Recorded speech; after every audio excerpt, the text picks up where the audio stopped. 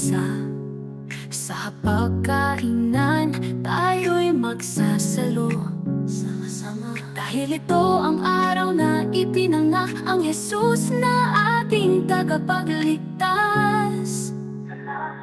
Ang Pasko ay pag-ibig, ang Pasko ay liwanag. Si Jesus ay pag-asa, panahon ng pag-ibig. Sa gitna ng dilim, si Jesus ang paolad para mapakulot ang pamilya. Siyang ating ilaw, siyang ating buhay, sa puso ng bawat isa. Pasko ng pamilya. Mga ngiti ng bata, mga luha ng saya, mga kwento, mga alaala ng nakaraan. Para nang si Kristo ay isinilang, paalala sa atin na may liwanag ang daan. Tulad dati sa sabsaban, ang Pasko ay pag-ibig, ang Pasko ay liwanag.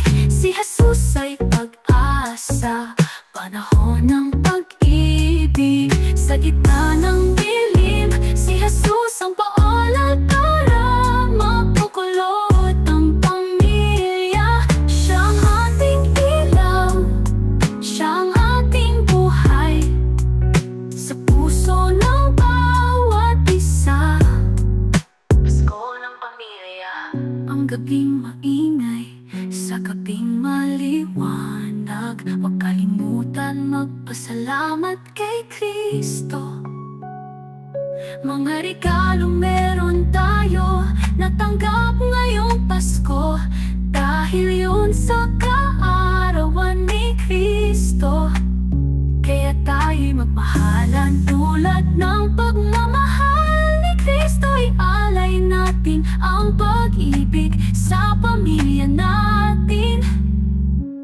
Ang Pasko ay pag-ibig, ang Pasko ay liwanag. Si Jesus ay pag-asa, panahon ng pag-ibig. Sa gitna ng dilim, si Jesus ang paolad para mapakulot ang pamilya. Siyang ating ilaw, siyang ating buhay, sa puso ng bawat isa.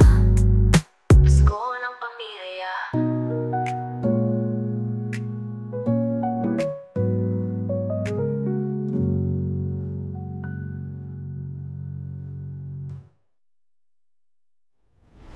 Ang gabing maingay, sa gabing maliwanag, huwag kalimutan magpasalamat kay Kristo. Mga regalo meron tayo natanggap ngayong Pasko, dahil yun sa kaarawan ni Kristo. Kaya tayo'y magmahalan tulad ng pagmamahal ni Kristo. Ialay natin ang pag-ibig sa pamilya natin. Ang Pasko ay pag-ibig, ang Pasko ay liwanag. Si Jesus ay pag-asa, panahon ng pag-ibig.